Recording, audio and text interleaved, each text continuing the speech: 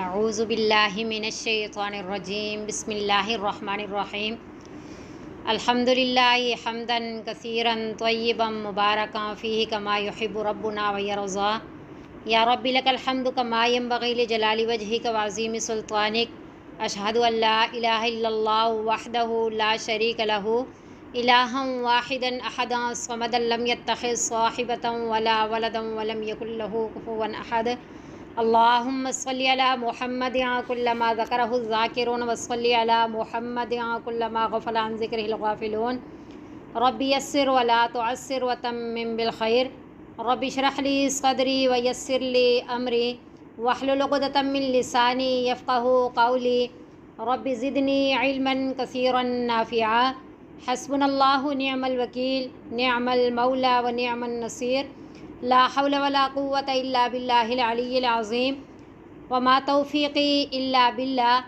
علیہ توکلت و الیہ انیب سبحانک لا علم لنا الا ما علمتنا انک انت العلیم الحکیم۔ ہم پڑھ رہے ہیں پارہ نمبر 4 سورہ نساء۔ سورہ نساء کا تیسرا رکوع ہے۔ اس سے پہلے بھی ہم خواتین کے حقوق سے متعلقہ پڑھ رہے ہیں کہ زمانہ جاہلیت میں جو ان کے ساتھ ظلم و ستم ہوتا تھا اس کا قرآن کے ذریعے اللہ رب العزت نے سد باب فرمایا، روک تھام اور خواتین کے حقوق بیان فرمائے جو وراثت سے متعلق بھی تھے اور یتیموں کے حقوق بھی بیان کیے۔ آگے بھی 3-4 رکوع جو ہے وہ خواتین کے حقوق اور اگر خواتین جو ہے ان سے کوئی غلطیاں ہوئی ہیں تو ان کی تربیت اور ان کی تادیب کے لیے بھی آیات ہیں۔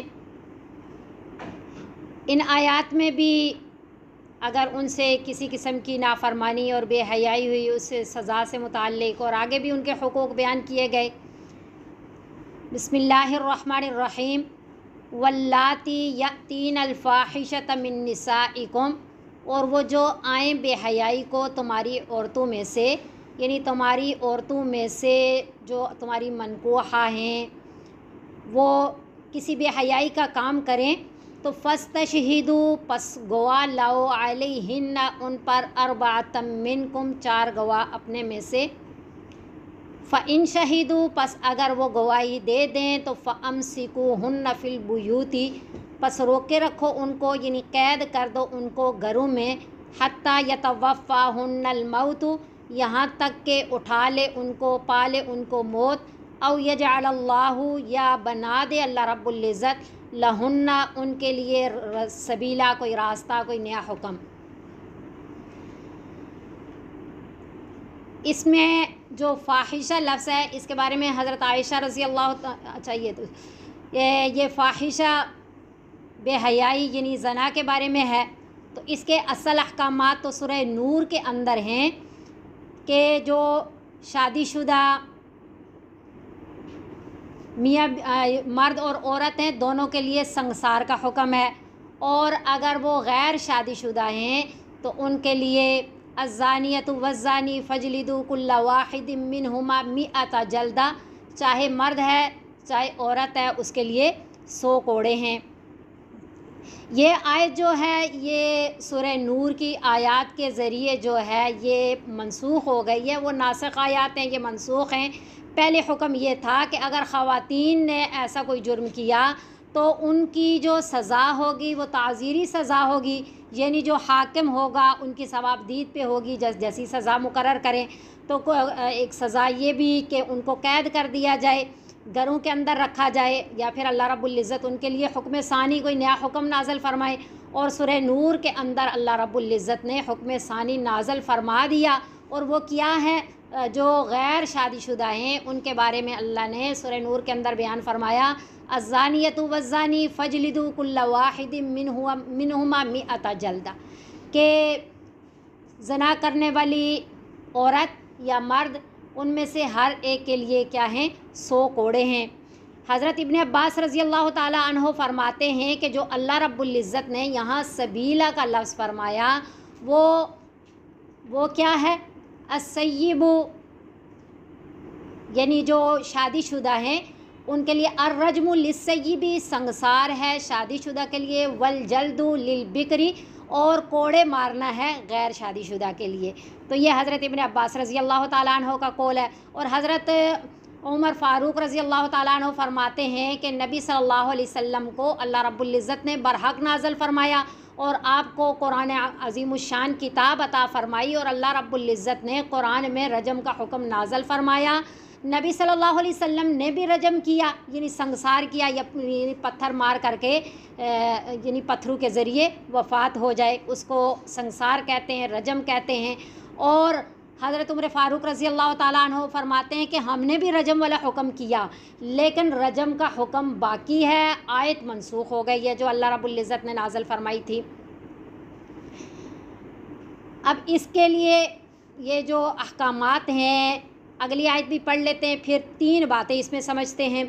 واللذانی اور 2 مرد یاتی کیا لفظ ہے، یاتیانہا منکم آئیں وہ یعنی بے حیائی کو تم میں سے، فآذوہما پس اذیت دو ان دونوں کو، فإن تابا پس اگر وہ دونوں توبہ کر لیں، وأصلحا اور اصلاح کر لیں اپنی، یعنی کہ پھر اس گناہ سے رک جائیں، تو فاعرضوا پس اعراض کرو، درگزر کرو، چھوڑ دو انہیں، عنہما ان دونوں کو، یعنی پھر ان کے ساتھ چھیڑ چھاڑ نہ کرو، انہیں طعن زنی نہ کرو۔ ان اللہ بے شک اللہ تعالیٰ کانا ہے تواب الرحیمہ توبہ قبول کرنے والا، رحم کرنے والا۔ اس میں 3 باتیں سمجھنی ہیں۔ ایک بات تو یہ سمجھنی ہے کہ جو زنا کرنے والے مرد یا زنا کرنے والی عورت ہے، چاہے شادی شدہ ہے یا غیر شادی شدہ ہے، جب یہ جیسا ابھی میں نے غیر شادی شدہ جو ہیں ان کی سزا جو قرآنی سزا ہے وہ میں نے آپ کو بتا دی، اور جو شادی شدہ ہیں ان کی بھی۔ اس کے علاوہ واللذانی یہ 2 مرد، بعض مفسرین حضرات فرماتے ہیں کہ یہ تغلیباً جیسے والد کو کہتے ہیں، باپ کو کہتے ہیں والد، اور ماں کو کہتے ہیں ماں عربی میں، لیکن جب دونوں کو کے لیے بیان کیا جاتا ہے تو کیا والدین، تغلیب کے لیے نہیں مرد والا لفظ استعمال کیا جاتا ہے، باپ والا۔ اسی طرح واللذانی سے زنا کرنے والی مرد اور عورت دونوں مراد ہیں، لیکن تغلیباً جو ہے واللذانی مرد کا لفظ استعمال کیا گیا، مرد والا مذکر والا صیغہ استعمال کیا گیا۔ لیکن بعض مفسرین فرماتے ہیں کہ یہاں 2 مرد واللذانی 2 مردوں کا تذکرہ ہے، تو یہاں سے وہ گناہ بھی مراد ہے جو قوم لوط والا عمل تھا، تو اس لیے اس کے بارے میں بھی سمجھ لیتے ہیں۔ اس کے بارے میں نبی صلی اللہ علیہ وسلم کی ایک مبارک حدیث ہے، حضرت ابو ہریرہ رضی اللہ تعالیٰ عنہ کی روایت ہے کہ نبی صلی اللہ علیہ وسلم نے فرمایا کہ اللہ رب العزت 7 آسمان سے 7 بندوں پہ لعنت فرماتے ہیں، اور ان 7 میں سے ایک پہ 3 بار لعنت فرماتے ہیں، اور جس پہ 3 بار لعنت فرماتے ہیں کہ ملعون ہے وہ شخص جس نے قوم لوط والا عمل کیا، ملعون ہے وہ شخص جس نے قوم لوط والا عمل کیا، ملعون ہے وہ شخص جس نے قوم لوط والا عمل کیا۔ اور ایک حضرت ابو ہریرہ رضی اللہ تعالیٰ عنہ سے یہ روایت ہے، نبی صلی اللہ علیہ وسلم نے فرمایا کہ صبح کو بھی 4 بندوں پہ اللہ رب العزت غضبناک ہوتے ہیں، اور شام کو بھی اللہ رب العزت ان سے ناراض ہوتے ہیں۔ ان 4 میں پہلا جو ہے وہ مرد جو عورتوں کی طرح بنے، اور وہ عورت جو مردوں کی طرح بنے، یعنی مردوں جیسا انداز، شکل و صورت، لباس وغیرہ اپنائے، تو اس پہ بھی اللہ رب العزت غضبناک ہوتے ہیں۔ اور تیسرا فرمایا کہ وہ جو غیر فطری طور پہ چوپاؤں سے غیر فطری حرکت کرتا ہے، اور چوتھا جو مرد سے اپنی شہوت پوری کرتا ہے، یعنی قوم لوط والا عمل کرتا ہے، تو اللہ رب العزت ان سے سخت ناراض ہوتے ہیں۔ حضرت ابن عباس رضی اللہ تعالیٰ عنہ فرماتے ہیں کہ نبی صلی اللہ علیہ وسلم نے فرمایا، جس کا مفہوم یہ ہے کہ جس کو بھی ایسا دیکھو تو فاعل اور مفعول یعنی ایسا کرنے والے اور جس کے ساتھ ایسا کیا گیا دونوں کو قتل کر دو۔ اور 4 خلفاء حضرت ابو بکر صدیق رضی اللہ تعالیٰ عنہ، حضرت علی رضی اللہ تعالیٰ عنہ، اور حضرت عبداللہ بن زبیر رضی اللہ تعالیٰ عنہ، حضرت حشام بن عبد الملک، ان کے زمانے میں جنہوں نے ایسا عمل کیا ان کو جلا دیا گیا۔ ایک دفعہ حضرت خالد بن ولید رضی اللہ تعالیٰ عنہ نے حضرت ابو بکر صدیق رضی اللہ تعالیٰ عنہ کو خط لکھا کہ عرب میں ایک بندہ ایسا ہے جس سے خواتین والا عمل کیا جاتا ہے. تو حضرت ابو بکر صدیق رضی اللہ تعالیٰ عنہ نے صحابہ کرام رضوان اللہ علیہم اجمعین کو بٹھایا، جن میں حضرت علی رضی اللہ تعالیٰ عنہ تھے. آپس میں مشورہ کیا اور فرمایا کہ صرف ایک ہی قوم ایسی گزری ہے جنہوں نے اس طرح کا عمل کیا، اور یہ بہت ہی اللہ رب العزت کی ناراضگی والا عمل ہے، تو پھر ایسے کے ساتھ کیا معاملہ کیا جائے. تو حضرت علی رضی اللہ تعالیٰ عنہ نے ایسے بندے کو جلا دینے کا مشورہ دیا، اور سب نے اس پہ اجماع کیا. تو پھر جو ہے اس بندے کو جلا دیا گیا. تو بہرحال بہت ساری تعزیری سزائیں ہیں ایسے کے لیے. قتل کر دینے کا بھی نبی صلی اللہ علیہ وسلم کی حدیث سے ثابت ہے، پہاڑ سے گرا دینے کا بھی روایات میں آتا ہے، جلا دینے کا بھی آتا ہے، کیونکہ یہ ایک ایسا عمل ہے جو بہت ہی اللہ رب العزت کو غضبناک کرنے والا ہے، اللہ کو ناراض کرنے والا ہے. کیونکہ 7 لوگوں پہ 7 آسمانوں پہ جو لعنتیں نازل ہوتی ہیں ان میں سب سے سخت ترین یہ والا عمل ہے، کیونکہ 3 بار لعنت نازل ہوئی. تو قوم لوط والا، جیسا کہ سب کو معلوم ہے کہ حضرت لوط علیہ السلام کی جو قوم تھی انہوں نے حضرت لوط علیہ السلام کی تقزیم بھی کی، دین سے انکار بھی کیا، اور اس کے علاوہ یہ اس گناہ میں مبتلا تھے کہ مرد سے اپنی شہوت پوری کرتے. تو اللہ رب العزت نے فرشتوں کو حکم دے کر کے ان کی بستیوں کو زمین سے اٹھا کر کے فرشتوں نے تو دوبارہ زمین پہ اوندے منہ گرا دیا. اللہ رب العزت ہمیں معاف فرمائے. اللہ امت مسلمہ کے لیے بھی دعائیں کرنے کی توفیق عطا فرمائے کہ اللہ ہر ایک کو، امت مسلمہ کو، نبی صلی اللہ علیہ وسلم کی امت کو اس گناہ سے محفوظ فرمائے. انمت. اور تیسری بات ایک اور بھی ہے، جیسا میں نے کہا 3 باتیں. ایک بات تو وہ سمجھ لی کہ زنا سے متعلق ہے، دوسری بات یہ سمجھی کہ قوم لوط والے عمل کے بارے میں شاید یہ آیت ہے واللذانی یأتیانہا، اور تیسری بات یہ ہے کہ خواتین سے بھی غیر فطری طریقے سے ان سے جمع کرنا، اس کی بھی ممانعت حدیث میں بہت آئی ہے. ایک حدیث ہے نبی صلی اللہ علیہ وسلم کی، آپ صلی اللہ علیہ وسلم نے فرمایا کہ بے شک اللہ رب العزت حق بات کہنے سے نہیں شرماتے. یہ بات نبی صلی اللہ علیہ وسلم نے 3 بار فرمائی، اور پھر فرمایا کہ لا تأتوا النساء فی ادبارہن، نہ آؤ اپنی عورتوں کی طرف ان کے دبر سے، یعنی کہ پیچھے سے، یعنی غیر فطری طریقے سے. تو ایک حدیث میں ہے کہ اللہ رب العزت ایسے لوگوں کی طرف رحمت کی نظر سے نہیں دیکھتے جو غیر فطری طریقے سے عورتوں سے مجامت کرتے ہیں. اور ایک حدیث میں ہے آپ صلی اللہ علیہ وسلم نے فرمایا، جس کا مفہوم یہ ہے کہ جو آدمی حیض کے دنوں میں اپنی بیویوں سے ازواجی تعلق قائم کرتے ہیں، یا غیر فطری طریقے سے کرتے ہیں، یا کوئی کاہن کے پاس گیا اور غیب سے متعلق جو بات ہے اس کی تصدیق کی، تو اس نے نبی صلی اللہ علیہ وسلم کے اس دین کا انکار کیا جو نبی صلی اللہ علیہ وسلم پہ نازل ہوا. یعنی اتنا اللہ رب العزت کی ناراضگی ہے. تو یہ تینوں باتیں ان 2 آیات سے ثابت ہیں. اللہ رب العزت امت مسلمہ کو، ہم سب کو ان تینوں باتوں سے محفوظ رکھے. پھر اللہ نے فرمایا انما التوبۃ علی اللہ للذین، بے شک کیونکہ اس آیت میں ان اللہ کان توابا رحیما، توبہ کا تذکرہ ہے کہ جس بندے نے توبہ کر لی اور اصلاح بھی اپنی کر لی اور ان گناہوں سے بچ گیا، تو پھر اس کو مطلب تان و تشریح نہ کریں.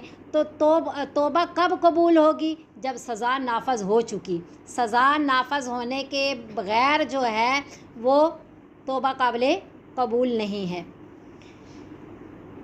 ان اللہ کان تواب الرحیم، بے شک اللہ تعالیٰ ہے توبہ قبول کرنے والا، رحم کرنے والا. بے شک توبہ ہے علی اللہ، اللہ تعالیٰ پر، للذین ان لوگوں کے لیے، علی الذین علی اللہ اللہ پر، یعنی اللہ تعالیٰ کے ذمے. تو اللہ تعالیٰ کے ذمے کوئی چیز بھی نہیں ہے. اللہ رب العزت نے خود اپنی رحمت سے اپنا ذمہ لے لیا. ایک معنی یہ مراد ہے. دوسرا معنی یہ ہے کہ اللہ نے وعدہ فرما لیا. اللہ نے وعدہ فرما لیا کہ اللہ رب العزت ضرور نظر رحمت فرمائیں گے، ضرور توبہ قبول فرمائیں گے. کن کی؟ लिल्लदीना उन लोगों की यामलूना जो अमल करते हैं सूआ बुराई का गुनाह का बिजहालतिन जहालत से सुम्मा यतूबून मिन करीबिन फिर तौबा कर लेते हैं नज़दीक से ही फ़उलाइका पस वही लोग हैं यतूबुल्लाहु रुजू करता है अल्लाह ताला अलैहिम उन पर, यानी नज़र रहमत फरमाता है, मुतवज्जो होता है अल्लाह ताला उन पर, यानी अल्लाह उनकी तौबा को कबूल फरमा लेता है। वकान अल्लाहु और है अल्लाह रब्बुल इज़्ज़त अलीमन जानने वाला हकीमन हिकमत वाला। अब इसके बारे में समझें कि इस आयत से तो यूँ मफ़हूम निकलता है कि जिन्होंने नादानिस्ता तौर पे गलती से सहवन कोई गुनाह कर लिया तो अल्लाह ताला उनकी तौबा कबूल करेंगे, और जिन्होंने जानबूझ करके कर लिया उनकी तौबा कबूल नहीं होगी। क्या ऐसा है? क्योंकि बिजहालत इनका ये माना है, ऐसा मफ़हूम नहीं है, बल्कि मुफस्सिरीन हज़रात फरमाते हैं कि ये जो जहालत का लफ्ज़ है ये मतलब ये नहीं है कि सहवन गुनाह किया, गलती से गुनाह किया और बिला इरादा गुनाह किया, बल्कि इसका अगर किसी ने गुनाह को गुनाह जान करके उसे मालूम है कि ये गुनाह है, ये काम गुनाह है, अल्लाह ताला की नाफरमानी है, इस बात को जानता भी है, और जब गुनाह किया तो गुनाह इरादे से किया, फिर भी वो जहालत का लफ्ज़ उसके लिए बोलेंगे। क्यों? जहालत का असल जो माना है वो आखरत से गफलत है, कि उसका पता था गुनाह के बारे में जान रहा था कि ये गुनाह है, और फिर इरादे से भी किया, लेकिन आखरत की पकड़ से वो गाफिल था तभी गुनाह किया, तो ऐसू कि अल्लाह रब्बुल इज़्ज़त गुनाह मुआफ़ फरमा देंगे। तो पता चला जिसने जानबूझ करके गुनाह किया उसकी भी अल्लाह तौबा कबूल फरमाएंगे, और जिसने गलती से किया उसकी भी अल्लाह तौबा कबूल फरमाएंगे। सहाबा इकराम रिज़वानुल्लाह अलैहिम अजमाइन का इस पे इत्तफ़ाक़ है कि कुल्लु ज़ंबिन असाबहु आबदुन, हर वो गुनाह जिसको किसी बंदे ने किया, फ़इन्नहु जहालतिन, बस बेशक वो जहालत है, आमदन काना औ गैरहु, चाहे वो जानबूझ करके किया या गलती से किया। जो गलती भी, जो गुनाह भी, चाहे छोटा है चाहे बड़ा है, एलानिया है और जानबूझ कर या छुप करके किया, एलानिया किया, छोटा किया, बड़ा किया, जानबूझ कर किया या गलती से किया, वो सारा का सारा क्या है? जिस किस्म का भी गुनाह किया, सहाबा इकराम रिज़वानुल्लाह अलैहिम अजमाइन का इस पर इत्तफ़ाक़ है कि वो जहालत है। हज़रत इकरमा रज़ी अल्लाह ताला अन्हु का क्या फरमान है? वो फरमाते हैं कि उमूर दुनिया कुल्लु उमूर दुनिया जहालतुन, दुनिया के सारे काम जहालत है। मतलब यह है, उनके कौल का मफ़हूम यह है कि अल्लाह रब्बुल इज़्ज़त की इताअत के अलावा दुनिया का जो भी काम है ना वो जहालत है। जहालत का मतलब यह है कि इसको जहालत ही कहेंगे, इसको गफलत और हमाकत ही कहेंगे कि दुनिया को आखरत पे तरजीह दी।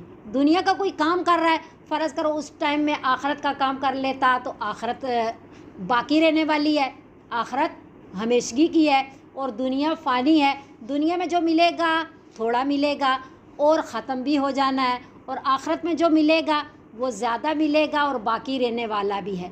तो जिसने दुनिया के किसी काम को आखरत के काम पे तरजीह दी, गोया कि वो हमाकत ही है, चाहे वो मुबाही काम क्यों ना हो। मसलन एक मुबाह काम, मसलन हमारी क्लास चल रही है, इस टाइम में कोई हम अपनी ज़रूरत का काम भी कर सकते थे, लेकिन उस काम पे हमने इस काम को तरजीह दी कि इसके ज़रिए हमें आखरत की ज़्यादा नामतें मिलेंगी और बाकी रहने वाली नामतें मिलेंगी। और एक बंदा है कि घर का ज़रूरी काम कर रहा है, गो कि वो गुनाह नहीं है, मुबाह है, ज़रूरत है, लेकिन क्लास छोड़ करके कर रहा है, एक दीन का काम छोड़ करके कर रहा है, तो ये भी गोया कि जैसा हज़रत इकरमा रज़ी अल्लाह ताला अन्हों ने फरमाया उस हिसाब से हमाकत है, बेवकूफ़ी है कि घर के काम को आगे पीछे करके वक़्त निकाला जा सकता था कि अपनी दुनिया की ज़रूरत को साइड पे करके हमेशा की नामतों के हुसूल के लिए हम कोई दीन का काम करते। तो वो फरमाते हैं कि दुनिया का हर काम जो है वो क्या है, गोया कि जहालत है।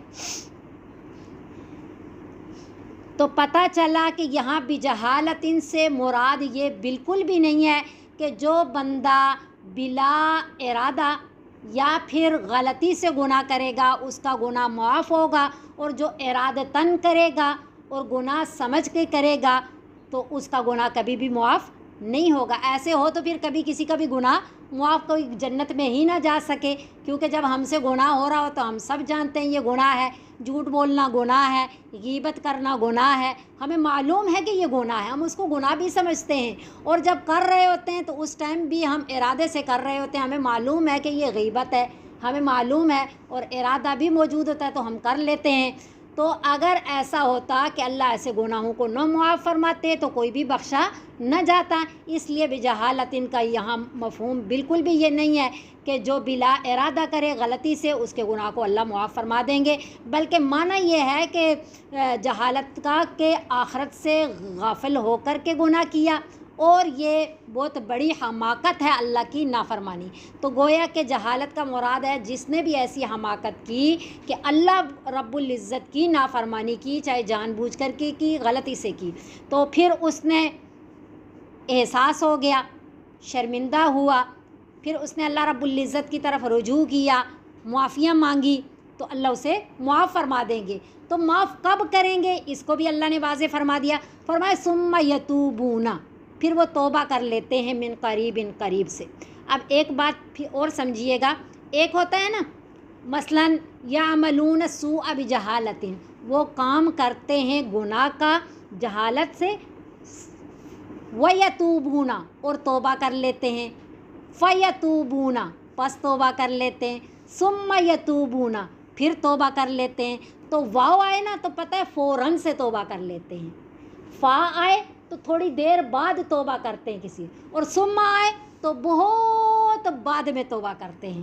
تو یہ بہت ادھر لگایا اللہ نے ثم، اور پھر کہا قریب، قریب، تو قریب سے کیا مراد ہے؟ پھر اس قریب کی تفسیر نبی صلی اللہ علیہ وسلم نے خود بیان فرمائی۔ وہ کیا بیان فرمائی؟ ان اللہ یقبل عبد التوبۃ ما لم یغرغر، ان اللہ یقبل عبد التوبۃ ما لم یغرغر، بے شک اللہ توبہ قبول فرماتے ہیں اپنے بندے کی جب تک کہ وہ نزع کی حالت میں نہ ہو۔ تو من قریب سے انسان کی ساری زندگی مراد ہے، ساری زندگی کے جس لمحے میں بھی وہ پلٹ آئے، رجوع کر لے، شرمندہ ہو جائے، اللہ کے آگے جھک جائے، اپنے گناہوں کی معافی مانگ لے، اللہ اسے معاف فرما دیں گے۔ تو من قریب کا مطلب ہے غرغرے کی، یعنی جب روح قبض ہو رہی ہوتی ہے اس سے پہلے زندگی کے جس وقت میں بھی شرمندہ ہوا، معافی مانگی، اللہ معاف فرما دیں گے۔ تو ثم ہمیں کیا بتا رہا ہے کہ فوراً سے نہیں، جب بھی توبہ کی۔ تو قریب کا کیا مطلب ہے؟ اپنی پوری زندگی میں۔ اس کے بارے میں مولانا اشرف علی تھانوی رحمۃ اللہ علیہ نے ایک بہت عجیب اور اہم بات فرمائی جس سے بہت اچھی طرح بات سمجھ آتی ہے۔ انہوں نے فرمایا دو لفظ ہیں، یاس اور باس۔ یاس کہتے ہیں نا امیدی کو۔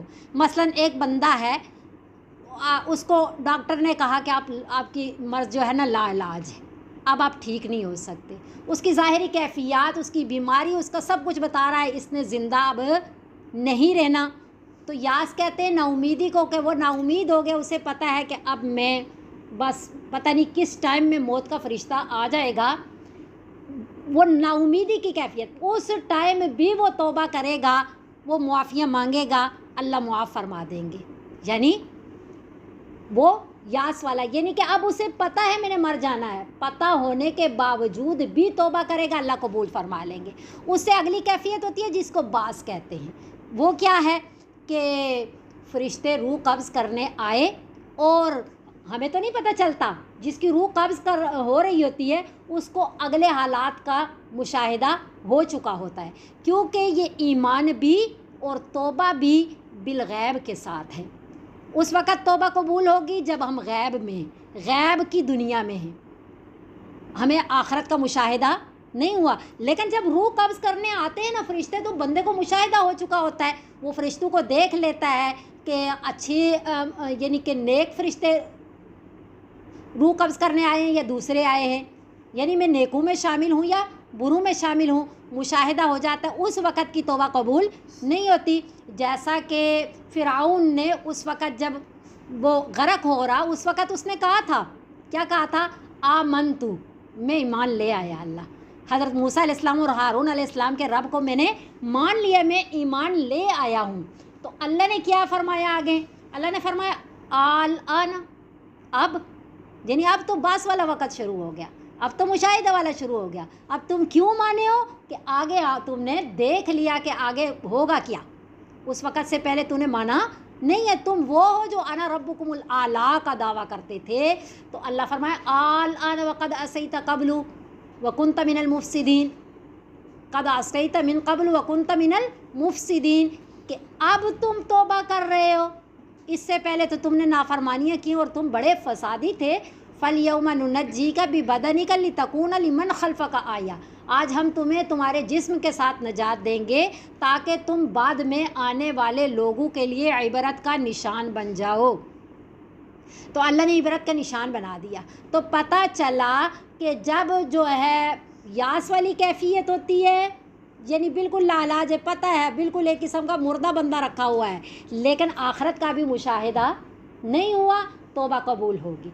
लेकिन जब आखरत का मुशाहिदा हो चुका तो अब तौबा के दरवाज़े बंद हो गए। तो हदीस मुबारक में दो वक़्त अल्लाह रब्बुल इज़्ज़त ने बताए, दो हालतें, एक कि जब तक गरगरे वाली हालत, यानी जब तक रूह कब्ज़ होने वाली हालत ना हो, आखरत का मुशाहिदा ना हो, उससे पहले पहले अल्लाह रब्बुल इज़्ज़त तौबा कबूल फरमाते हैं। और दूसरी बात क्या आती है? जब तक सूरज मगरब से तुलू ना हो। जब सूरज मगरब से तुलू हो जाएगा उसके बाद भी बहुत वक़्त होगा, लेकिन उसके बाद तौबा कबूल नहीं। ना किस तौबा कबूल होगी किसी मोमन की, और ना ही किसी काफर का ईमान काबिल कबूल होगा। इन दोनों बातों को अल्लाह ने इस आयत में बयान फरमाया। अल्लाह ने फरमाया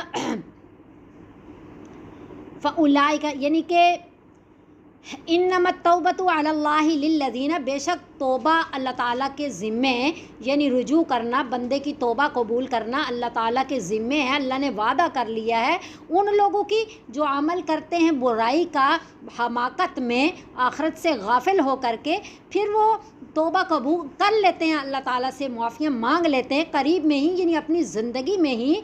तो बस वही लोग हैं, अल्लाह रब्बुल इज़्ज़त उन पे मुतवज्जो होता है रहमत के साथ, उनकी तौबा को कबूल करता है। और अल्लाह जानने वाले हैं, हिकमत वाले हैं। वलैसति तौबतु, और नहीं है तौबा लिल्लज़ीना, उन लोगों की, अल्लाह उनकी तौबा कभी भी कबूल नहीं करेंगे। किन की? यामलून सय्यात, जो अमल करते हैं बुराई का, गुनाहगारी वाला अमल करते हैं। हत्ता, यहाँ तक के इज़ा हज़रा अहदहुमुल मौत, जब हाज़र हो जाती है उनमें से किसी एक को मौत, क़ाला, कहता है इन्नी तुबतुल आना, बेशक मैं अब तौबा कर रहा हूँ, तो उसकी तौबा कबूल नहीं होती। हाज़र मौत का क्या मतलब है? जो मैंने अभी बताया है कि आखरत का मुशाहिदा हो जाता है, यानी फरिश्ते रूह कब्ज़ करने आ जाते हैं, बंदे को पता चल जाता है कि मैं अब यहाँ से ख़त्म और अगली ज़िंदगी शुरू हो चुकी है। वलल्लदीना, और ना ही उन लोगों की अल्लाह तौबा कबूल फरमाते हैं, यमूतूना, जो मरते हैं, वहुम, इस हालत में कि वो काफ़र होते हैं, कुफ्र की हालत में ही मर जाते हैं। अल्लाह उनकी तौबा भी, उनके ईमान को कबूल। तो ये जैसे फ़िरऔन का मैंने आपको वाक़या सुनाया कि ये कुफ्र की हालत में ही मर गया, क्योंकि जब आमन तो कहा तो उस वक़्त कौन सा वक़्त शुरू हो गया था? मुशाहिदा वाला। उलाइका, वही लोग, आतदना, तैयार कर रखा है हमने, लहुम, उनके लिए, अज़ाबन, अज़ाब, अलीमन, दुख देने वाला, दर्दनाक अज़ाब तैयार कर रखा है। तो अब यहाँ हम समझते हैं कि अल्लाह रब्बुल इज़्ज़त ने तौबा का दरवाज़ा हमारे लिए सारी ज़िंदगी के लिए खुला रखा है। अल्लाह तौबा कबूल फ़रमाते हैं, अल्लाह रब्बुल इज़्ज़त रहमत फ़रमाते हैं। अल्लाह फ़रिश्तों के पास जो गुनाहों के रजिस्टर हैं, उन रजिस्टरों से भी गुनाहों को मिटा देते हैं ताकि फ़रिश्तों को भी वो गुनाह याद ना रहे, इतना सुथरा कर देते हैं अल्लाह रब्बुल इज़्ज़त बंदे को। जब बंदा तौबा इस्तिग़फ़ार करके तो माफ़ी तलब कर लेता है। लेकिन तौबा किस तरह करनी है? तौबा के 3 अरकान हैं। एक, पहला कि हदीस मुबारका में आता है इन्नमत तौबतुन नदम, अन्नदमु तौबा भी हदीस है, और इन्नमत तौबतुन नदम, कि बेशक नदामत जो है वो तौबा है। जब हम अंदर से शर्मिंदा हो रहे होते हैं कि मैंने ये गुनाह क्यों किया, मुझसे अल्लाह ताला की नाफरमानी क्यों हुई। एक इंसान बाज़ दफ़ा ऐसा अपनी कैफियत महसूस करता है ना कि सारे रोंगटे खड़े हो जाते हैं कि मुझसे ऐसा क्यों हुआ, इतनी बड़ी ज़ात की नाफरमानी नहीं होनी चाहिए थी, जैसे बंदा बिल्कुल पिघल जाता है गोया के। तो उसके ज़रिए भी गुनाह मुआफ़ हो जाते हैं। पिछले गुनाहों का इकरार करते हुए शर्मिंदा हो और फिर उन गुनाहों को छोड़ दे, आइंदा न करने का पक्का इरादा कर ले। 3 बातें होगी। माजी में माजी के गुनाहों पे शर्मिंदा हो, इकरार करे, शर्मिंदा हो, और हाल में क्या करे, गुनाह छोड़ दे, और मुस्तकबिल के लिए क्या करे, आइंदा न करने का पक्का इरादा कर ले। और तीसरा रुकन क्या, पहला है मुआफ़ी मांगना, इकरार करे, शर्मिंदा हो, मुआफ़ी मांगे, ये पहला रुकन है। ज़ाहिर बात है इकरार करेगा, शर्मिंदा होगा तो मुआफ़ी मांगेगा ना। दूसरा रुकन क्या है कि गुनाह छोड़ दे और आइंदा ना करने का पक्का इरादा कर ले। 2 हो गए। तीसरा क्या है, तीसरा तलाफ़ी माफ़ात। तलाफ़ी माफ़ात किसे कहते हैं कि जो कुछ भी छूट गया है उसकी तलाफ़ी करे।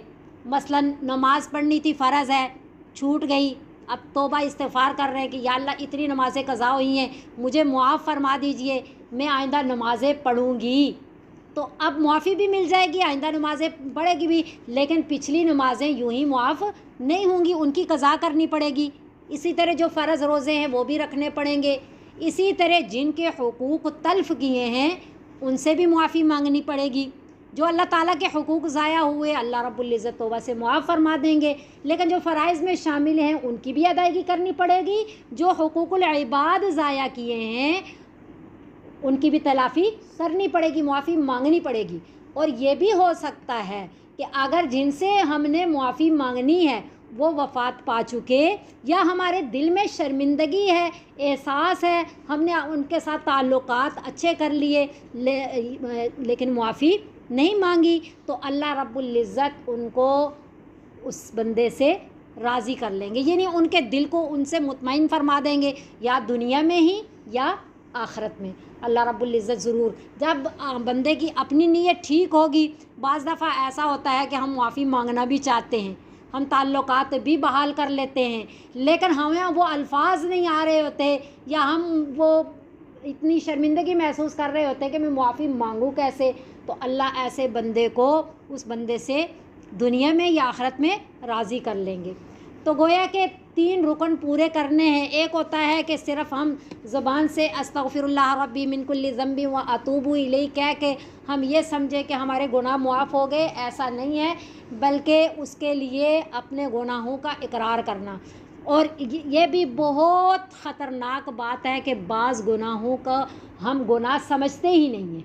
जब हम गुनाहों को गुनाह समझेंगे ही नहीं तो कैसे हम इकरार करेंगे। जब हम इकरार नहीं करेंगे तो कैसे हम नादम होंगे। जब हम नादम नहीं होंगे तो हमारी तौबा कैसे कबूल होगी। तो गुनाह को गुनाह समझना सबसे ज़्यादा ज़रूरी है। आज ज़्यादातर बंदा ये दुनियादारी के गुनाहों से गुनाहगार नहीं हो रहा जितना दीनदारी के गुनाहों से गुनाहगार हो रहा है।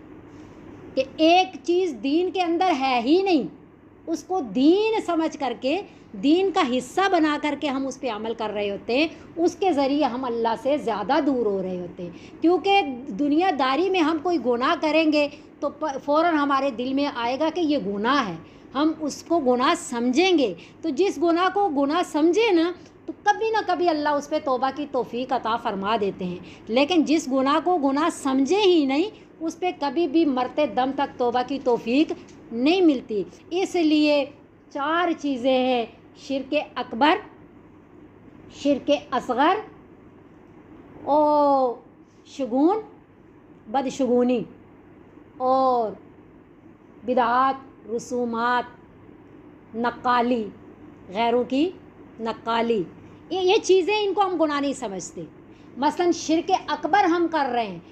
شرک اکبر صرف اس چیز کو نہیں کہتے کہ ہمارے سامنے بت بنے ہوئے ہوں مشرکین کی طرح ہم ان بتوں کی پوجا پاٹ کریں. صرف شرک اکبر یہ ہے آج جب ہم غیروں سے اللہ تعالیٰ کو چھوڑ کے جو صفات خالص اللہ کی ہیں، جو صفات کچھ صفات خالص اللہ کی نہیں ہیں، جیسے اللہ سمیع ہے ہم بھی سمیع ہیں، اللہ بصیر ہے ہم بھی بصیر ہیں اپنے اپنے درجے میں.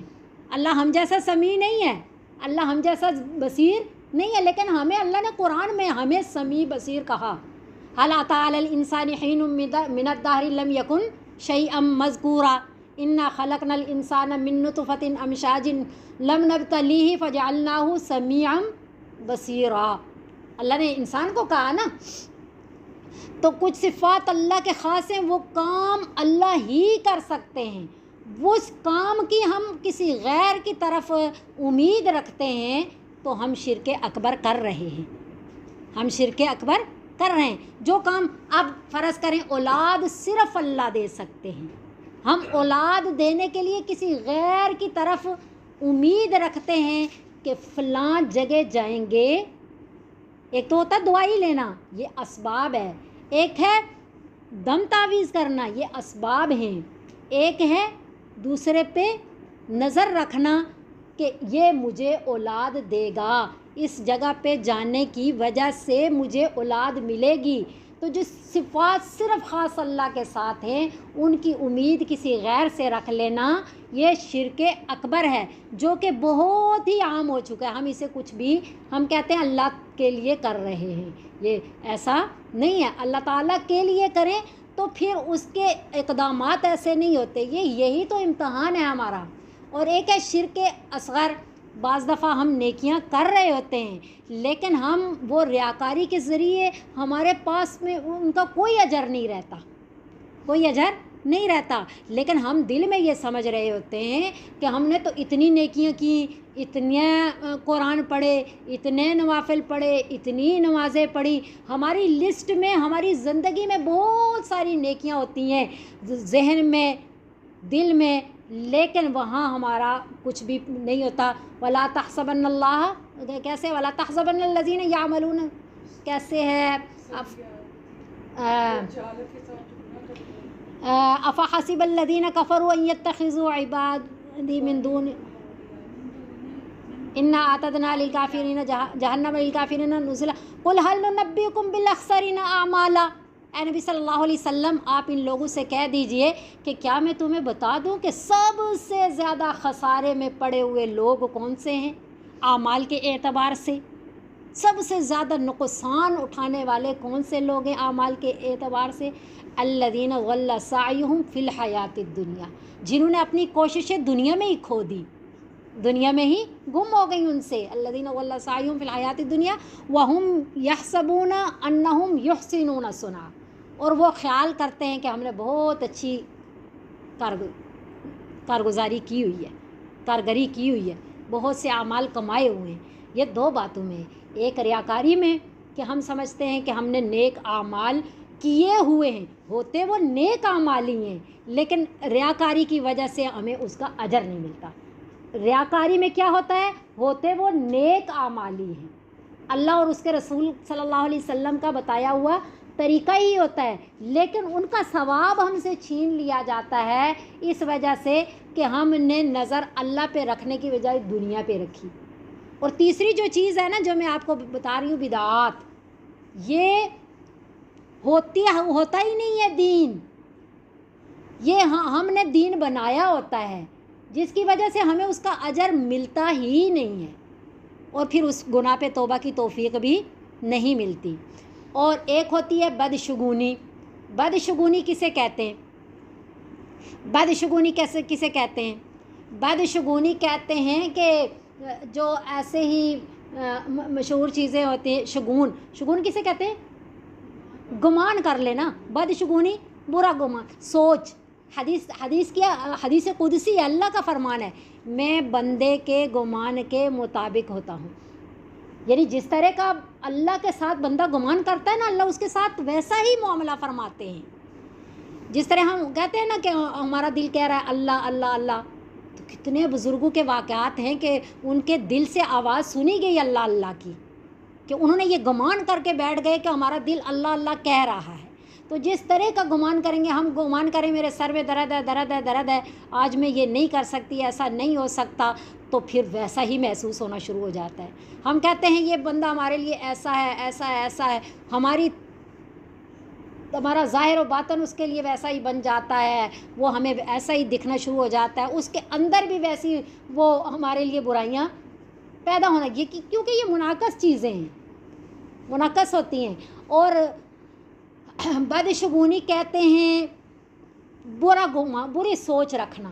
مثلا ہماری طرف ایک جگہ میں نے دیکھا ہے کہ کہتے ہیں کہ یہ جو نہیں ہے گیدڑ، یہ بولتا ہے تو کوئی نہ کوئی فوت ہو جاتا ہے۔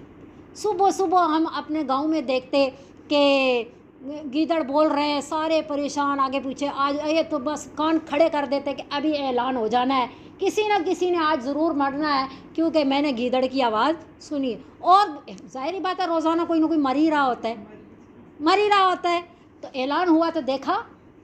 آپ نہیں یقین کرتے ہو، آپ پتہ نہیں کون سی کتابیں پڑھ کے آئے ہو، لیکن میں نے آپ کو کہا تھا ابھی آپ کان کھڑے رکھنا، ابھی تھوڑی دیر میں اعلان ہونا ہے، کیونکہ گیدڑ بولا ہے۔ اب ان کا پکا گمان، اب جو ہے ہمارے جو استاذ محترم تھے وہ فرماتے کہ میں گھر جاتا تو منگل کو میری والدہ نہیں نکلنے دیتی، کہتی ہیں منگل کو سفر نہ کرنا کیونکہ ایکسیڈنٹ ہو جاتا ہے، منگل کو جو ہے نا یہ بہت نعوذ باللہ منحوس دن ہے، جو منگل کو باہر نکلتا ہے وہ بچتا نہیں ہے۔ تو میں اکثر ان کو کہتا کہ جو اتنی رش ہے روڈوں پہ، یہ ساری دنیا نکلی ہوئی ہے، انہیں کیوں نہیں کچھ ہو رہا؟ کیونکہ ان کے پیچھے وہ خیال موجود نہیں ہے۔ تو جس طرح کا خیال کرے ویسا ہو جاتا ہو، ویسا نظر آنا شروع ہو جاتا ہے، ہم پر کا پھر پرندہ بن ہی جاتا ہے۔ تو اس لیے یہ بدشگونیوں کے بارے میں یہ ہے کہ جو 70,000 بغیر حساب کتاب کے لوگ جنت میں داخل ہوں گے، ان میں وہ لوگ کبھی بھی شامل نہیں ہو سکتے جو بدشگونی کرتے ہیں۔ اور پھر خیالات فاسدہ، آباء و اجداد کی رسومات، پھر غیروں کی نقالی کیا؟ نبی صلی اللہ علیہ وسلم نے فرمایا، کیا ہے وہ حدیث کہ من تشبہ بقوم فہو منہم، جس نے جس قوم کی بھی مشابہت اختیار کی وہ انہی میں شامل ہوگا۔ پھر آیت میں اللہ رب العزت فرما رہے ہیں یا ایھا الذین آمنوا لا تتخذوا الیہود والنصارى اولیاء بعضهم اولیاء بعض ومن یتولہم منکم فانہ منہم ان اللہ لا یہدی القوم الظالمین۔ اللہ فرما رہے ہیں کہ اے ایمان والو، تم نے یہودیوں اور عیسائیوں کو کبھی بھی اپنا دوست نہیں سمجھنا۔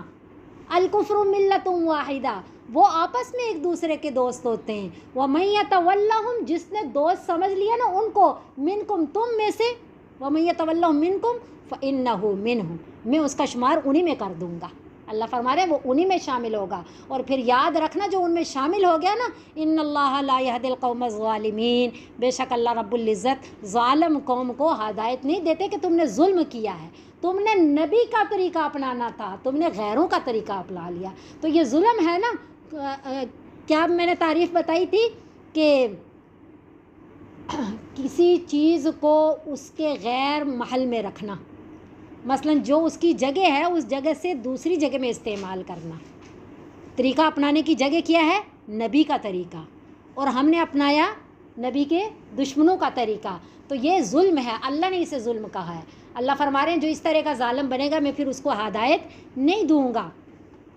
تو بہرحال توبہ کی بات چل رہی تھی، ہمیں اللہ ہر گناہ کو پہلی بات ہے گناہ سے بچنے کی توفیق عطا فرمائے۔ امام غزالی رحمۃ اللہ علیہ احیاء العلوم ان کی کتاب ہے، اس میں وہ فرماتے ہیں کہ گناہ کے 3 اقدام ہوتے ہیں، گناہ کے 3 اقدام ہوتے ہیں۔ ایک یہ ہے کہ گناہ کوئی کرے ہی نہ، یہ فرشتوں کی جماعت اور انبیاء کی جماعت ہے۔ ایک یہ ہے کہ گناہ کرے، اس پہ مصر رہے، یعنی بار بار کرے، شرمندہ بھی نہ ہو اور کبھی اس کو چھوڑے بھی نہ، یہ شیاطین کی جماعت ہے۔ یہ شیاطین کی جماعت ہے کہ گناہ کرے، شرمندہ بھی نہ ہو، بار بار کرتا رہے، پھر چھوڑے بھی نہ، یہ شیاطین کی جماعت ہے۔ اور تیسرا وہ لوگ ہیں کہ گناہ کرتے ہیں، شرمندہ ہوتے ہیں، معافیاں مانگتے ہیں، پھر گناہ ہو جاتے ہیں، پھر شرمندہ ہوتے ہیں، پھر معافیاں مانگتے ہیں، یہ سلسلہ چلتا رہے موت تک۔ اللہ معاف فرماتے ہی رہیں گے، بار بار اللہ معاف فرماتے رہیں گے۔ پکا ارادہ کیا نہیں کرنا، پھر بشریت کا تقاضا پھر یہ ہے کہ ارادہ ہی نہ کرے کہ میں نے نہیں کرنا، تو پھر تو خطرہ ہے نا۔ اور یہ بات بھی ہے کہ چھوٹا گناہ بار بار کرنے سے بڑا گناہ ہو جاتا ہے۔ اور یہ بات بھی ہے کہ جو توبہ کے ارادے کے ساتھ، یعنی کہ میں بعد میں توبہ کر لوں گا، اس آس پہ گناہ کرتا ہے، اس کو توبہ کی توفیق نہیں ملتی۔ یعنی کہ بندہ گناہ کر رہا ہے، ڈر بھی رہا ہے، بچ رہا ہے، ہو گیا، شرمندہ ہے، معافیاں مانگ رہا ہے، اللہ اس کو فوراً معاف فرما دیتے ہیں۔ تو التائب من الذنب کمن لا ذنب لہ، گناہوں سے توبہ کرنے والا ایسا ہے جیسا اس نے گناہ کیا ہی نہیں ہے۔ طوبی لمن وجد فی صحیفتی استغفارا کثیرا، خوشخبری ہے اس آدمی کے لیے جو اپنے نامہ اعمال میں استغفار زیادہ پائے۔ بلکہ ہمارے جو بزرگ ہیں وہ فرماتے ہیں کہ جو جس دنیا کی جس مصیبت میں پھنسا ہوا ہے، جون سے مسائل کو حل کرنا چاہتا ہے، جس مقصد میں کامیاب ہونا چاہتا ہے، کوئی مقصد ہے، ہر ایک کا کوئی مقصد ہے، میں اس میں کامیاب ہونا چاہتا ہوں، میرا کوئی کام ہے اٹکا ہوا، یہ حل ہو جائے، میرا کوئی مسئلہ ہے یہ حل ہو جائے، یا کوئی مصیبت ہے یہ مصیبت دور ہو جائے، تو وہ ارادہ کرے کہ میں نے 1.25 لاکھ استغفار پڑھنا ہے، 1.25 لاکھ استغفار، کوئی سا بھی استغفار شروع کرے، استغفر اللہ ربی من کل ذنب و اتوب الیہ پڑھ لے، استغفر اللہ الذی لا الہ الا هو الحی القیوم و اتوب الیہ پڑھ لے، کوئی سا بھی استغفار پڑھے، ابھی تھوڑی ہی تعداد ہوگی، اللہ اس مصیبت کو دور فرما دیں گے۔ اللہ اگر کوئی مقصد ہے تو اس کو اس مقصد میں کامیابی عطا فرمائیں گے۔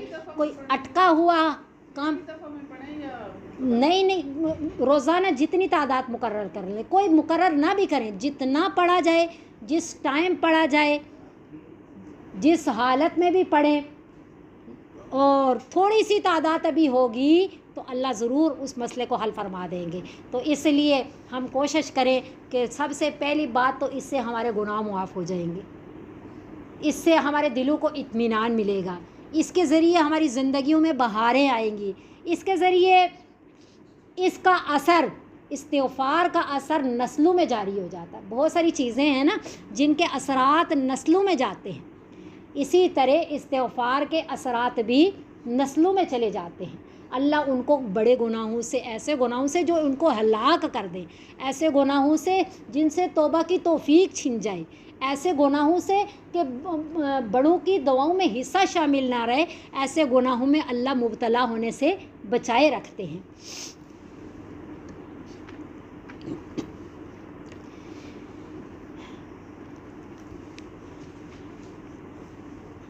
یہ درمیان میں توبہ کا تذکرہ تھا، آگے اللہ پھر خواتین کے حقوق بیان فرما رہے ہیں کہ یا ایھا الذین، اے وہ لوگو، آمنو جو ایمان لائو، لا یحل لکم، نہیں ہے حلال تمہارے لیے، ان ترثوا النساء کرہا، یہ کہ آپ مالک بن جاؤ، وارث بن جاؤ عورتوں کے زبردستی۔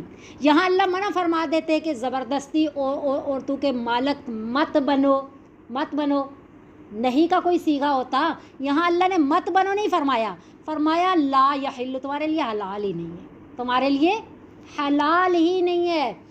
اس سے ایک بات تو یہ ہے کہ اگر کسی لڑکی کا زبردستی نکاح کر دیا تو اس کا نکاح ہوگا ہی نہیں، نہ اس کا نسب، نہ اس کے کچھ بھی وہ شرعی طریقے سے نہیں ہوگا، سب حرام ہے۔ اور دوسری بات یہ ہے کہ زبردستی کیسے بنتے تھے، یہ زمانہ جاہلیت کے جو خواتین کے ساتھ ظلم و ستم تھے بہت سارے طریقوں کے ساتھ۔ ایک طریقہ یہ تھا کہ وراثت ملتی ہی نہیں تھی، اگر مل جاتی تو جو سسرال کے مرد حضرات تھے وہ اس کو وراثت نہیں دیتے تھے، وہ اس کو اپنا حصہ سمجھتے تھے، اور اگر وہ اپنے میکے میں ہے، یعنی شادی ہوئی ہی نہیں ہے ابھی، تو شادیاں نہیں کرواتے تھے اس ڈر سے کہ شادی کروا دی تو یہ اپنا حصہ لے کر کے دوسری جگہ چلی جائے گی۔ ان کے इंतज़ार करते थे कि कब इनको मौत वाक़े हो और इनका माल के हम मालिक बन जाएं, या उनसे ज़बरदस्ती किसी तरह मनवा लेते और माल उनका ले लेते, और इसी तरह माल के अलावा जान के भी मालिक बन जाते। इस तरह के अगर शोहर फोत हो जाता तो उसको वापस कहीं शादी नहीं करने देते, कोई ज़बरदस्ती देवर शादी कर लेता, या फिर जो है उस माल को किसी तरह बाहर नहीं जान देते। और दूसरा ये है माल के जान का वारिस बनने का ये है कि जिस तरह उनकी शोहर की वरासत तकसीम होती ना, इसी तरह उसकी बीवी भी वरासत के तौर पे तकसीम होती थी। तो अल्लाह रब्बुल इज़्ज़त फरमा रहे हैं कि ये तुम्हारे लिए हलाल नहीं है। ये जितने भी जुल्म सितम माल के हिसाब से और जान के हिसाब से ख़वातीन पे किए जाते हैं, ये किसी लिहाज से भी तुम्हारे लिए हलाल नहीं है। वला ताज़ुलूहुन्ना, और न रोको तुम उनको, यानी इस नीयत से कि लितज़हबू बिबाज़ी, ताकि ले लो तुम बाज़ हिस्सा मा आतैतुमूहुन्ना, जो दिया तुमने उनको। तो ये जुल्म सितम थे कि उनको रोके रखते, ये भी उसी में ही है कि तुम उनके माल का वो हिस्सा ले लो जो तुमने दिया है। तो देने से मुराद वरासत के तौर पे देना भी है। देने के तौर पे, देने के हिसाब से शोहर जो बीवी को महर देता है या बतौर हिबा कोई चीज़ देता है, तो ये अल्लाह फरमा रहे हैं तुम इसलिए उनको अपने निकाह में ना रोके रखना कि तुम उनके माल का बाज़ हिस्सा ले लो। बाज़ दफ़ा मर्द हजरात रखते भी नहीं थे, हुकूक भी पूरे ना करते, तलाक भी ना देते, कि किसी तरह ये मजबूर होकर के अपना माल छोड़ करके तो तलाक मांगे, खुला ले ले। तो इसलिए वो जो है उनको रोके रखते थे। अल्लाह रब्बुल इज़्ज़त ने फरमाया इल्ला अन यातीना बिफाहिशतिन मुबय्यिना। हाँ, एक सूरत है माल ले लेने की, वो ये है कि वो वाज़े बेहयाई करें, खुली बेहयाई, यानी ज़ना का कोई काम कर दें। हज़रत आयशा रज़ी अल्लाह ताला अन्हा और हज़रत इब्न अब्बास रज़ी अल्लाह ताला अन्हो फरमाते हैं कि बिफाहिशतिन मुबय्यिना से मुराद नाफरमानी है और बदखुल्की है, और बाज़ मुफस्सिरीन फरमाते हैं कि ज़ना मुराद है। अगर ऐसा उन्होंने किया तो फिर उनसे माल लिया, यानी इस लिए रोका जा सकता है कि ये माल देंगी और फिर जो है इनको तलाक दी जाए। वआशिरूहुन्ना बिलमारूफ़, और ज़िंदगी गुजारो उनके साथ दस्तूर के मुताबिक, यानी भले तरीके से, अच्छे तरीके से। फ़इन करिहतुमूहुन्ना, बस अगर नापसंद करते हो तुम उनको, यानी तबअन वो अच्छी नहीं लग रही तुम्हें, तो फ़ासा, अल्लाह फरमा रहे हैं कि बस करीब है, अन तकरहू शैअन, ये कि नापसंद समझो तुम उनकी किसी चीज़ को, किसी बात को। वयजअलल्लाहु, और बना दे अल्लाह ताला फ़ीही, इसमें खैरन कसीरा, बहुत ज़्यादा बहलाई।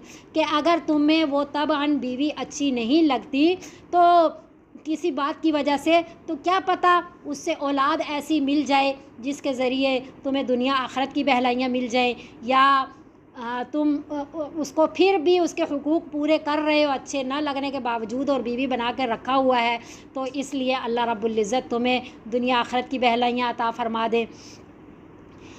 तो ये है कि कोई एक बात, अगर किसी एक बात की वजह से बीवी पसंद नहीं है, तो क्या पता कोई ऐसी बहलाइयाँ अल्लाह उसमें रख दे जिसकी वजह से तुम्हारी दुनिया आखिरत बेहतर हो जाए। तो इसलिए सिर्फ़ इस बात की वजह से कि बीवी तबान अच्छी नहीं लगती, उसके साथ जुल्म सितम वाला मामला न करो।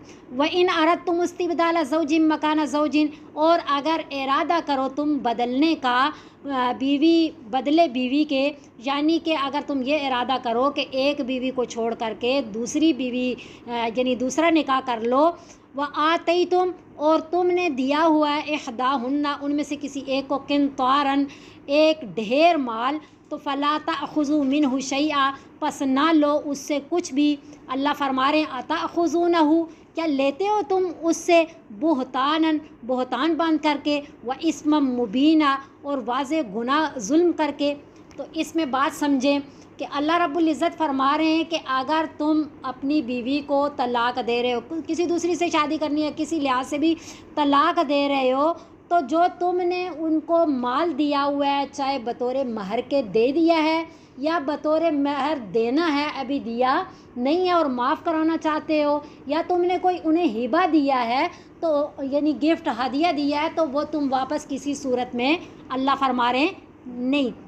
आजकल क्या करते हैं, ये करते हैं कि जब बीवी को तलाक दी जाती है या तलाक ले ली जाती है, تو پھر کیا ہوتا ہے وہاں یہ کہتے ہیں کہ یہ والا زیور جو ہے یا یہ والا ہدیہ میکے کی طرف سے ہے اور یہ ہم نے دیا ہے، جو ہم نے دیا ہے وہ ہمارا ہے اور جو میکے والوں نے تمہیں دیا ہے وہ اس کو دے دیا جائے۔ تو میکے والوں کی جو چیز ہوتی ہے وہ اس کو دے دی جاتی ہے، جو شوہر کی طرف سے ہوتی ہے، سسرال کی طرف سے ہوتی ہے، کوئی ہدیہ ہوتا ہے یا مہر ہوتا ہے یا کچھ بھی ہوتا ہے، تو وہ اس کو عورت کو نہیں دیا جاتا کہ یہ تو ہمارا تھا۔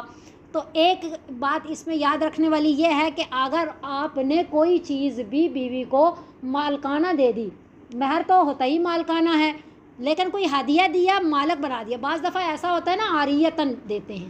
عاریتاً کیسے دیتے ہیں؟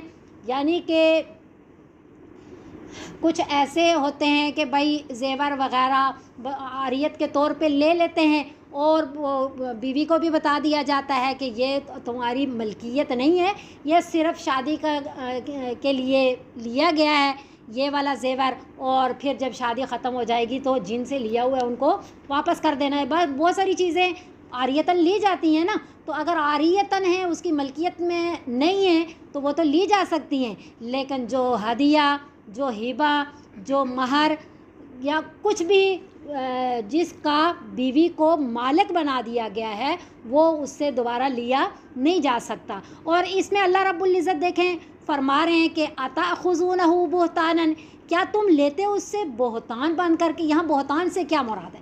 بہتان سے مراد یہ ہے کہ اوپر ہم نے پڑھا ہے کہ مال تم ان سے کبھی بھی نہیں لے سکتے الا ان یاتینا بفاحشۃ مبینہ، مگر انہوں نے واضح کوئی بے حیائی کا کام کیا ہے تو تب ان سے مال لیا جا سکتا ہے۔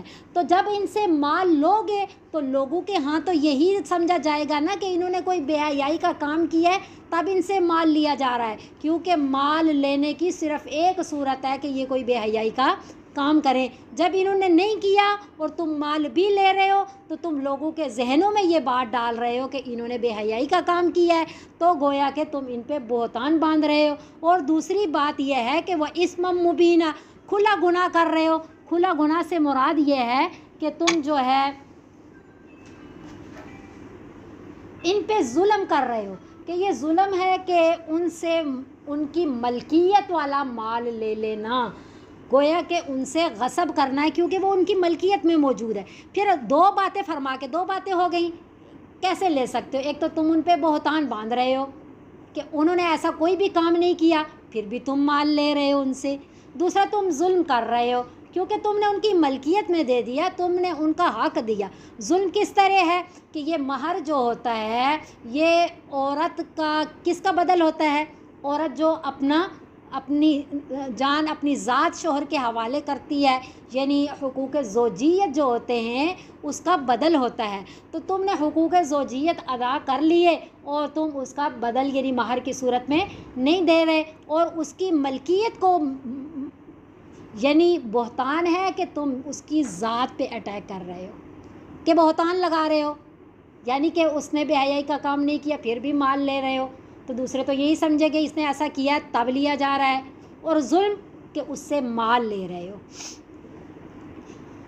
جو اس کا اپنی ملکیت اور حق ہے۔ دو باتیں اللہ نے اور فرمائی، وَكَيْفَ تَأْخُذُونَهُ، تم اس سے مال کیسے لے سکتے ہو، وَقَدْ أَفْضَى بَعْضُكُمْ إِلَى بَعْضٍ، اور تحقیق سپرد کر چکے تم میں سے بعض کی طرف، یعنی کہ تم بے حجابانہ ہو گئے ہو، تم یعنی چاہے وہ خلوت صحیحہ ہے چاہے وہ ازواجی تعلق ہیں، اس نے اپنا آپ تمہارے حوالے کر دیا، یعنی ایسا موقع فراہم کر دیا کہ تم حقوق زوجیت بھی ادا کر سکتے ہو، یا خلوت صحیحہ ہو گئی تو اب تم اس سے مال واپس نہیں لے سکتے، ایک بات۔ اور دوسری بات اخذنا منکم میثاقا غلیظا، اور لیا انہوں نے تم سے میثاقا غلیظا، پختہ عہد کا مراد یہ ہے کہ تم سے نکاح کیا ہے، یعنی کہ ان کا تم سے نکاح ہوا ہے۔ تو چار باتیں ہو گئیں۔ ایک بات تو یہ ہے کہ نکاح ہوا، اب جب نکاح ہوا تو وہ تمہاری بیویاں بن گئی، تو اب تم یہ شوہر بیوی کا آپس میں جو ہبہ ہے وہ واپس لینا شرعاً حرام اور ظلم ہے۔ تو ایک تو نکاح ہوا، دوسرا حقوق زوجیت ادا کیے، बाज़ुकुम वक़द अफ़ज़ा बाज़ुकुम इला बाज़िन का क्या मुराद है? हुकूक़ ज़ौजियत अदा किए। व अख़ज़ना मिनकुम मीसाक़न ग़लीज़ा का क्या मतलब है? निकाह हुआ, निकाह भी हुआ, हुकूक़ ज़ौजियत भी अदा किए, बेहयाई का कोई काम नहीं किया, लोगे तो बहतान है, लोगे बहतान है, और हदिया है, लोगे तो गसब व जुल्म है। तो ये 4 बातें अल्लाह ने फरमाई। इन 4 बातों की वजह से कोई सूरत नहीं है कि बीवी को दिया हुआ, चाहे अल्लाह फरमा रहे हैं किंतारन, एक ढेर माल भी हो, तब तुम उससे बिल्कुल भी वापस नहीं ले सकते। वला तनकिहु मा नकाह आबाउकुम मिनन निसाई इल्ला मा क़द सलफ़, ये भी ज़माने जाहिलियत का एक अल्लाह रब्बुल इज़्ज़त जो इनका रस्म थी जाहिलियत की कि अगर बाप फोत हो जाए तो दूसरी बीवी से जो बेटा होता वो उसकी मनकूहा से निकाह कर लेता, यानी जिसको इतना अरसा माँ कहा उससे बाप की फोतगी के बाद शादी कर लिया करते थे। तो अल्लाह ने फरमाया वला तनकिहु मा नकाह आबाउकुम, न निकाह करो तुम जिनसे निकाह किया तुम्हारे बापू ने, मिनन निसाई औरतों में से, यानी जो तुम्हारी माएँ हैं, चाहे वो अपनी सगी माएँ नहीं हैं लेकिन वो तुम्हारे बाप की बीवियां होने के नाते तुम्हारी माएँ हैं, तो उनसे निकाह ना करो। और इसमें अल्लाह रब्बुल इज़्ज़त ने, जैसे हम बात की आयत में पढ़ेंगे कि उन लेपालक नहीं, उन बेटियों से जो बीवियां तुम्हारी ले करके आई, यानी जिन औरतों से तुमने शादी की उन्होंने पहले शोहर की बेटियां लाई हैं, तो उन बेटियों से तुम निकाह नहीं कर सकते। हाँ, अगर जो बीवियां बनी हैं ना, जो औरतें, उनसे अज़वाजी ताल्लुक़ कायम नहीं किए, उससे पहले अगर तलाक दे दी तो फिर उन बेटियों से निकाह हो सकता है। लेकिन यहाँ अल्लाह ने ये कैद भी नहीं लगाई, चाहे सिर्फ़ तुम्हारे बापू ने किसी औरत से निकाह किया है, अज़वाजी ताल्लुक़ कायम नहीं किए, फिर भी तुम उन औरतों से कभी भी ज़िंदगी में निकाह नहीं कर सकते। इल्ला मा क़द सलफ़, मगर तहकीक जो गुज़र चुका, यानी जो पहले इस तरह के काम तुमने कर लिए वो अल्लाह रब्बुल इज़्ज़त ने मुआफ़ फरमा दिए, लेकिन आइंदा से ऐसा नहीं करना। और इसकी बुराई को अल्लाह रब्बुल इज़्ज़त ने 3 तरीक़ों से बयान फरमाया इन्नहु कान फ़ाहिशतन, बेशक ये बहुत बड़ी बेहयाई का काम है, यानी अक़लन भी इसको कोई भी अच्छा, फ़ाहिशतन अक़लन बुरी बात है, बेहयाई का काम है, व मक़तन और नाराज़गी है अल्लाह ताला की, तबअन भी बहुत बुरा काम है, व साआ सबीला और बुरा है रास्ता, यानी शरअन भी बहुत बुरा काम है, अक़लन भी बुरा है, तबअन तबीयत के हिसाब से भी बुरा है, अक़ल भी इसको तस्लीम नहीं करती, तबीयत भी इसको नहीं मानती और शरीयत भी इसको अच्छा नहीं जानती, शरीयत ने भी हराम किया। हुर्रिमत अलैकुम, फिर अल्लाह रब्बुल इज़्ज़त ने पूरी तफसील से जो औरतें जिनके साथ निकाह हराम है उनकी तफसील बयान फरमाया हुर्रिमत अलैकुम उम्महातुकुम, हराम की गई तुम पर माएँ तुम्हारी, माएँ भी और जितनी भी ऊपर उसूल हैं, यानी नानियाँ हैं, पड़ नानियाँ हैं, दादियाँ हैं, पड़ दादियाँ हैं, जो माँ के उस ज़ुमरे में आती हैं, वो सारी की सारी हराम हैं। वह बनातुकुम, और बेटियां तुम्हारी, और बेटियों में भी पोतियां, नवासियां, ये सब आ जाती हैं। वह अख़वातुकुम, और बहनें तुम्हारी, बहनों में चाहे माँ बाप दोनों शरीक बहन हो, बाप शरीक हो, माँ शरीक हो, यानी चाहे आयानी हो, अल्लाती हो या अख़ाफ़ी हो, यानी वो बहन हमारे माँ बाप दोनों की जानिब से सगी हो, या फिर बाप की तरफ से सगी है या माँ की तरफ से सगी है, हर किस्म की बहन हराम की गई है। वह अम्मातुकुम, और फूफियाँ तुम्हारी, और फूफियों का भी यही है, चाहे वो बाप की सगी हैं, चाहे अल्लाती हैं, चाहे अख़ाफ़ी हैं। वह खालातुकुम, और खालाएँ तुम्हारी, ये भी चाहे माँ की सगी बहनें हैं, चाहे अल्लाती हैं, चाहे अख़ाफ़ी हैं। वह बनातुल अख़ी, और भतीजियाँ तुम्हारी, भतीजियाँ भी हैं, आगे इनकी भी जो औलाद है। वह बनातुल उख्ती, और भांजियाँ तुम्हारी, व उम्महा, यहाँ तक जो है ना, हुर्रिमत अलैकुम उम्महातुकुम व बनातुकुम व अख़वातुकुम व अम्मातुकुम व ख़ालातुकुम व बनातुल अख़ी व बनातुल उख्ती, इसको कहते हैं महरमात नसबिया, इनसे नस्बी ताल्लुक़ है, इनसे सारियों से नस्बी ताल्लुक़ है। आगे व उम्महातुकुमुल्लाती अरज़अनकुम, और माएँ तुम्हारी वो जिन्होंने दूध पिलाया तुम्हें। व अख़वातुकुम मिनर रज़ाअती, और बहनें तुम्हारी वो जो तुम्हारी रज़ाई बहनें हैं कि तुमने और उन बहनों ने एक ही औरत का दूध पिया है। ये दो जो बयान हुई हैं ये महरमात रज़ाइया हैं, महरमात रज़ाइया। पहले महरमात नसबिया बयान हुई, फिर महरमात रज़ाइया बयान हुई, और आगे है व उम्महातुन निसाइकुम, और तुम्हारी बीवियों की माएँ यानी सास। व रबाइबुकुमुल्लाती, और बेटियां तुम्हारी अल्लती वो जो फ़ी हुजूरिकुम तुम्हारी परवरिश में हैं, तुम्हारी गोदों में है, मिन निसाइकुम तुम्हारी औरतों में से, यानी जिस औरत से तुमने शादी की तो उसकी पहले शोहर की जो बेटियां हैं। तो इनके लिए अल्लाह ने शर्त लगाई कि ये जो तुम्हारी बेटियां हैं ना, तुम्हारी बीवी की बेटियां, अल्लाती वो जो दखल तुम बिहिन्ना, अज़दवाजी ताल्लुक़ कायम किए तुमने इन औरतों से, यानी अज़दवाजी ताल्लुक़ कायम कर लिए अगर इन औरतों से, तो इन औरतों की बेटियां तुम्हारे लिए हमेशा के लिए हराम हैं। फ़इल्लम तकूनु दखल तुम बिहिन्ना, बस अगर नहीं अज़दवाजी ताल्लुक़ कायम किए तुमने इनसे, फ़ला जुनाह अलैकुम, पस नहीं है कोई गुनाह तुम पर। फिर यानी कि उनसे निकाह हो सकता है। व हलाइलु अबनाइकुमुल्लज़ीना मिन अस्लाबिकुम, और बीवियां तुम्हारे उन बेटों की वो जो मिन अस्लाबिकुम तुम्हारी पुश्तों से हैं, यानी तुम्हारे हकीकी बेटे हैं, यानी बहू से। सास और जो बेटियां हैं बीवी की बेटियां हैं, और जो क्या हैं बहू हैं। तो ये हैं महरमात मुसाहिरा यानी ससुराली ताल्लुक़। एक है महरमात नसबिया, महरमात रज़ाइया और महरमात मुसाहिरा। तो ये तीनों किस्म के जो महरमात हैं ना, इन्हें कहते हैं महरमात अबदिया। अबदिया क्या मतलब है? हमेशा हमेशा के लिए हराम है। व अन तजमउ बैनल उख्तैनी, और ये कि जमा करो तुम दो बहनों को एक ही निकाह में, इल्ला मा क़द सलफ़, मगर तहकीक जो गुज़र चुका।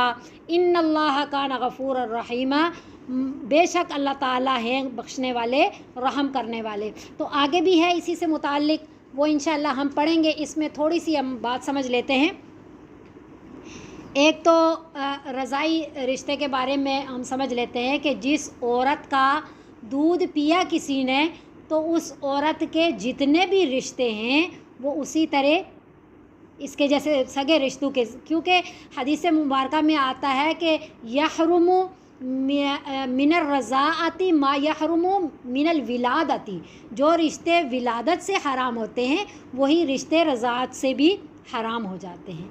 इन्नल्लाह हर्रमा, बेशक अल्लाह रब्बुल इज़्ज़त ने हराम कर दिया मिनर रज़ाअती मा हर्रमा मिनन नसबी, जो रिश्ते अल्लाह रब्बुल इज़्ज़त ने नसब से हराम फरमा दिए वो रिश्ते रज़ात से भी हराम फरमा दिए। मसलन जिस औरत का दूध पिया उस औरत का भाई क्या लगेगा? मामू। उस क्या नाम है, उस औरत का बाप क्या लगेगा? जैसे उसके अपने बच्चों का नाना, इसी तरह रज़ाई बच्चे का भी नाना हो गया। वो सारे रिश्ते उसी तरह। और ये रज़ात कब साबित होती है? इमाम अबू हनीफा रहमतुल्लाह अलैह 2 साल बताते हैं, क्योंकि मुद्दत रज़ात 2 साल है, और बाकी आइमा जो है वो 2.5 साल बताते हैं, क्योंकि इसके अलावा जो है रज़ात साबित बाकी मुद्दत में नहीं हो सकती। मेरी बेटी बताई थी कि आजकल ऐसा करते हैं, लोग डॉक्टर लेते हैं ना बच्चे, तो वो मतलब वो मेडिसिन खाती हैं लड़कियाँ, बच्चे उनकी फीड आ जाती है ना वैसे, तो वो उसमें से पिला देती है बच्चे को, तो उससे उनकी मदद बन जाती है। आजकल इस तरह से कहती थी, इस तरह से भी कहती हैं मलयानी की, वैसे तो बच्चा लिया नहीं। मसला ये पड़ा है कि औरत के दूध के अलावा यानी किसी से भी रज़ात साबित नहीं होती। और वैसे तो फीड नहीं आती है बच्चा जिसकी माँ विलादत नहीं, माँ जो है ये मसला पूछने वाला है, लेकिन उसने बताया कि आजकल मेडिसिन खाने से ना फीड आ जाती है, चाहे आपकी प्रेगनेंसी है कि नहीं है, वैसे ही आ जाएगी, तो वो उसको पिला देती है बच्चे को। और उसमें ये भी है कि बच्चा जो छोटा है या बच्चा बड़ा हो तो भी पिला सकते हैं। ये मुझे नहीं नहीं, question छोटा है, बड़ा नहीं, छोटा ये बड़ा नहीं है इसमें, क्योंकि आप चमचे इन से रज़ात पिला मिनल मजाआती, इन रज़ात मिनल मजाआती, बेशक रज़ात जो है उस वक़्त में साबित होती है जब बच्चा जो है उसकी खुराक सिर्फ़ दूध, यानी वो सिर्फ़ दूध से परवरिश पा रहा है। अच्छा अच्छा। ये हदीस मुबारक है।